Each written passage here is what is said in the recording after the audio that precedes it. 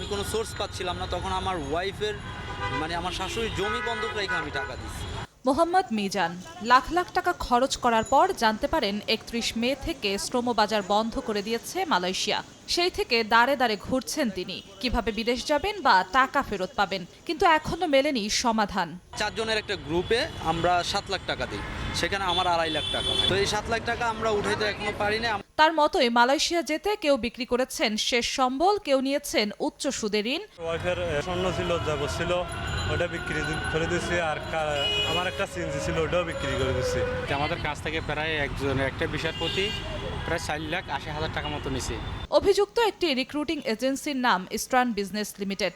জনশক্তি রপ্তানিকারকদের সংগঠন বায়রার ওয়েবসাইটে দেয়া ঠিকানায় মেলেনি প্রতিষ্ঠানটির অস্তিত্ব। খোঁজ নিয়ে নতুন ঠিকানায় গেলেও মালিকদের কাউকে পাওয়া যায়নি।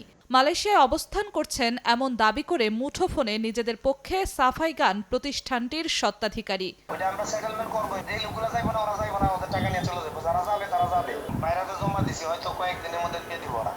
একইভাবে বায়রার ওয়েবসাইটে দেয়া ঠিকানা ও মোবাইল নম্বরে খুঁজে পাওয়া গেল না আরেক এজেন্সি আহাদ ইন্টারন্যাশনাল লিমিটেডকে।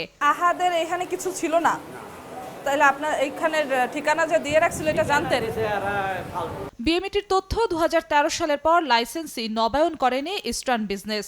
বায়রার দাবি তারাও প্রতিষ্ঠানটির সদস্যপদ বাতিল করেছে 2020 সালে। এরা কিন্তু মালয়েশিয়ান গভর্নমেন্ট কর্তৃক যে অথরাইজ রিক্রুটিং লাইসেন্স আছে তাদের মধ্যে কেউ নয়।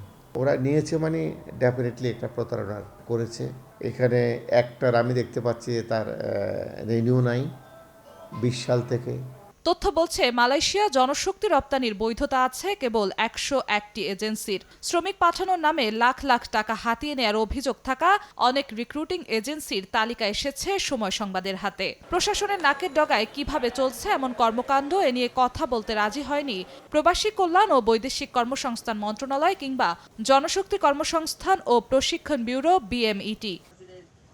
প্রবাসী শ্রমিকদের নিয়ে কাজ করা প্রতিষ্ঠান রামরু বলছে প্রতারক এজেন্সির বিরুদ্ধে কঠোর ব্যবস্থা নিতে হবে। লাইসেন্স বাতিলটা কিন্তু একটা কমন পানিশমেন্ট, কিন্তু তারা যে মানবাধিকার লঙ্ঘন হয়েছে, তার সাথে যে প্রতারণা করা হয়েছে, তার যে অর্থনৈতিক ক্ষতি হয়েছে, সম্পূর্ণ জায়গাগুলো দিয়েই তো আমাদের মাইগ্রেশন অ্যাক্টে তো বড় ভূমিকা আমাদের আইনে বলা হচ্ছে তো তাকে কি ধরনের পানিশমেন্ট পর্যন্ত সে পেতে পারে, এবং সেই জায়গাটাই আমরা ডিমান্ড করছি। 31 মে থেকে শ্রমিক নেওয়া বন্ধ রাখে মালয়েশিয়া। সম্প্রতি ঢাকা সফরে এসে বাজার খোলার প্রতিশ্রুতি দিয়েছেন দেশটির প্রধানমন্ত্রী। জিন্নাত আরা জশোয়া, সময় সংবাদ, ঢাকা।